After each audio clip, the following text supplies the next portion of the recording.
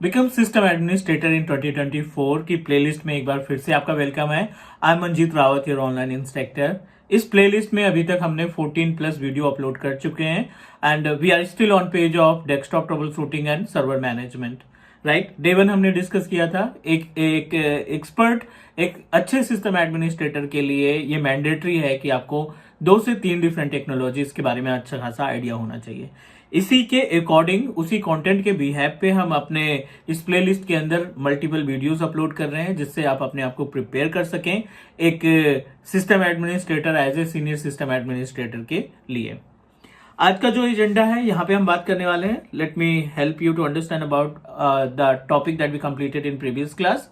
Last class में हमने discuss किया था डोमेन के बारे में, यूजर्स की प्रॉपर्टीज के बारे में, और उसके पहले हमने टीसीपी/आईपी और ओएसआई मॉडल के बारे में पढ़ा था। राइट, तो ये 15th सेशन है आई थिंक, और इस 15th क्लास में हम डिस्कस करने वाले हैं नेटवर्किंग के कुछ इंपॉर्टेंट कंपोनेंट्स के बारे में। Those components can help you to perform the trouble shooting of network. Network के ऊपर कोई भी प्रॉब्लम आती है तो ये जो आज हम डिस्कस करने वाले हैं, जो पॉइंट, ये सर्विसेज हैं, ये कहीं ना कहीं आपकी हेल्प करेंगे to resolve the issues related to the network. चलिए मूव करते हैं अपने स्क्रीन पे, बट उसके पहले अगर आप नए हमारे यूट्यूब चैनल पे पहली बार वीडियो देख रहे हैं तो please do subscribe, because teach me cloud एक single technical training based YouTube channel है जो आपको 100% लाइव प्रैक्टिकल की वीडियो प्रोवाइड करता है बिना किसी स्टेप को स्किप किए हुए। मूव करते हैं अपने स्क्रीन पे और एजेंडा जानते हैं कि आज की इस क्लास में हम क्या क्या सीखने वाले हैं, क्या क्या पढ़ने वाले हैं। तो अभी आप देखिए, यहाँ पे हम डिस्कस करेंगे about अपीपा, about loop back address और मैक एड्रेस। ये तीनों सर्विसेज हमारे नेटवर्किंग से रिलेटेड है। इंटरनेट और लोकल एरिया नेटवर्क दोनों तरीके से कोई भी प्रॉब्लम आती है तो कहीं ना कहीं इन तीनों की हेल्प से हम अपने इन्वायरमेंट में आने वाली प्रॉब्लम को रिजॉल्व कर सकते हैं। This is our agenda. तो एक एक स्टेप पे चलते हैं। अपीपा के बारे में पहले स्टार्ट करते हैं। What is use of, right, अपीपा IP address, और साथ ही साथ इसमें हम जो इसका रेंज है ना, अपीपा आईपी एड्रेस की जो रेंज है उनके बारे में भी थोड़ा सा डिस्कस करने वाले हैं। अपीपा, जब आपका डीएचसीपी या आपका सिस्टम डीएचसीपी प्रोवाइडर से कम्युनिकेट नहीं कर पाता, डीएचसीपी से इसका कोई भी कनेक्शन नहीं हो पाता, तो जो आपका इथरनेट केबल है या इंटरनेट जो नेटवर्क अडाप्टर है वो ऑटोमेटिक एक आईपी एड्रेस आपको जनरेट करके दे देता है। इस आईपी से ये क्लियर होता है कि आपका सिस्टम जो है, नेटवर्क केबल जो है, वो आईओ पोर्ट से या स्विच से कनेक्टेड है, बट अनफॉर्चुनेटली आपका सिस्टम जो है वो डीएचसीपी सर्वर या डीएचसीपी आईपी एड्रेस प्रोवाइडर के साथ कम्युनिकेट नहीं कर पा रहा है। इस वजह से अपीपा ने फाइंड करके आपको अपीपा एड्रेस प्रोवाइड कर दिया, एक आईपी एड्रेस प्रोवाइड कर दिया, जिस आईपी एड्रेस को हम अपीपा बोलते हैं। राइट, उम्मीद है ये समझ में आ गया है कि आपका जो क्लाइंट है, मान लीजिए ये क्लाइंट मशीन है, राइट, और ये क्लाइंट मशीन डेफिनेटली एक सेंट्रलाइज्ड डिवाइस से जुड़ा है, लाइक दिस। ये हमारी स्विच हो गई, मीडिएटर, और यहाँ पे हमने एक डीएचसीपी सर्वर लगा रखा है। दिस इज डीएचसीपी सर्वर, और स्विच हमारा डीएचसीपी सर्वर से कनेक्टेड है। यहाँ पे आपने एक पूल क्रिएट कर रखा है। पूल में कोई सी भी आईपी एड्रेस हो सकती है, डेफिनेटली प्राइवेट आईपी एड्रेस होगी। यहाँ पे हम 1.1 से स्टार्ट करते हैं स्टार्टिंग रेंज, और 1.200 की एंड रेंज। ये आपका स्टार्ट रेंज हो गया, ये आपका एंड रेंज हो गई आईपी एड्रेस की। ठीक है, अब आपने सिस्टम को कनेक्शन किया, केबल से कनेक्ट किया, और इसको आपने ऑटोमेटिक में रखा। जब आप अपने मशीन की बात करते हैं, जहां पे आईपी एड्रेस की बात करें, उसको आपने ऑटोमेटिक फॉर्मेट में रख दिया।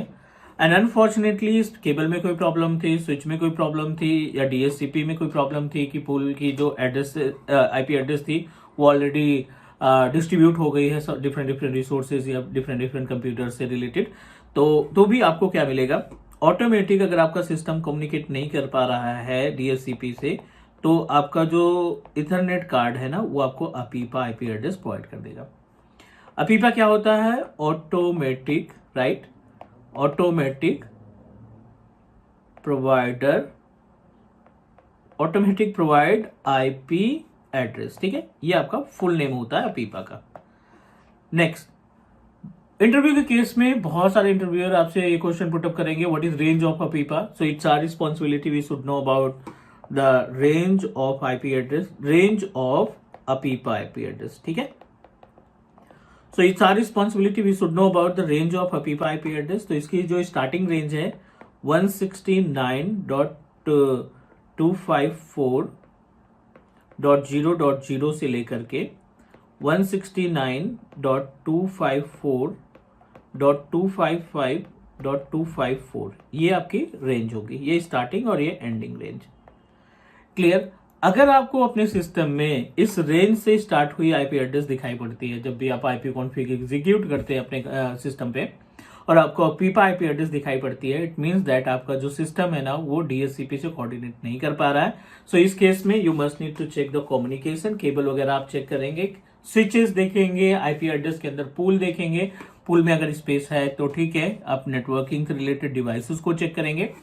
बट कई बार ऐसा होता है कि आपके एड्रेस पूल में स्पेस ना होने की वजह से आपका सिस्टम जो है आईपी एड्रेस उसको असाइन हो जाता है। उम्मीद है यहां तक चीजें समझ में आ गई होंगी। ये हो गई बात अपीपा की, और अगले स्टेप में चलते हैं लूप बैक एड्रेस की। Loop back address about loop back address, ठीक है। तो लूप बैक एड्रेस क्या होता है, पहले तो हमें ये थोड़ा सा देखना है कि what is use of loop back address. Loop back address start होता है 127.0.0.1, ये हमारा एड्रेस हो गया जिसको हम लूप बैक एड्रेस बोलते हैं। अब इसका यूसेज क्या होता है, let's talk about the usage. Usage की अगर हम बात करें तो लूप बैक एड्रेस जो है वो आपका यूज किया जाता है check the status of right ethernet card. जो एनआईसी कार्ड है ना उसका स्टेटस आपको वेरीफाई करता है, means it is a healthy or not healthy. Healthy or not healthy in the sense कि अगर आपके इथरनेट कार्ड में कोई प्रॉब्लम है, लाइक बिकॉज आपने एक लैपटॉप परचेज किया या डेस्कटॉप कॉन्फ़िगर किया, आप इसका स्क्रीन टेस्ट कर सकते हो, राइट। आप स्क्रीन देख सकते हो, आप इसका कीबोर्ड देख सकते हो, आप इसका टच पैड देख सकते हो, everything you can verify by self, ठीक है। आप इसका वेब कैम वगैरह सब कुछ देख सकते हो, स्पीकर देख सकते हो। बट अगर आपके पास कनेक्टिविटी के लिए कोई इंटरनेट केबल या वाईफाई कनेक्शन नहीं है तो आप इसके एनआईसी कार्ड को वेरीफाई नहीं कर पाओगे। तो उस केस में आपको क्या करना है, पिंग कमांड चलाना है, 127.0.0.1 आप रन करेंगे। अगर आपको रिप्लाई मिलता है बिना किसी कनेक्शन के, अगर आप इस पे रिप्लाई पाते हैं, इट मीन्स दैट आपका Ethernet card NIC card proper तरीके से काम कर रहा है। अगर ये डेस्टिनेशन होस्ट अनरीचेबल दिखा रहा है, अगर ये रिक्वेस्ट टाइम आउट दिखा रहा है, it means that you have to change the ethernet cable, ethernet card. बाकी सारी चीजें सही हैं। आपके सिस्टम में इंटरनेट ना चलने का रीजन ये है कि जो आपके एनआईसी है ना, जो निक कार्ड है, वो प्रॉपर तरीके से काम नहीं कर रहा है। That's why you are getting a request time out. चलिए लास्ट ऑप्शन आ गया मैक एड्रेस का, one of important topic about MAC address. So the meaning of MAC address, as per the name suggests, MAC address is a media access control, right? Media access control. You can also consider it as a physical address of NIC card.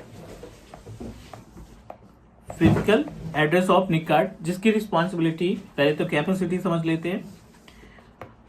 NIC card, sorry, physical address is categorized, contain 48 bits. इसकी जो total capacity है 48 bits की रहती है, and which is categorize in to different part, 24 bits and plus 24 bit मिला करके आपका ये टोटल 48 बिट्स का कॉन्सेप्ट होता है, जिसमें दो पार्ट है 48 और 20 बिट, 24 एंड 24 बिट।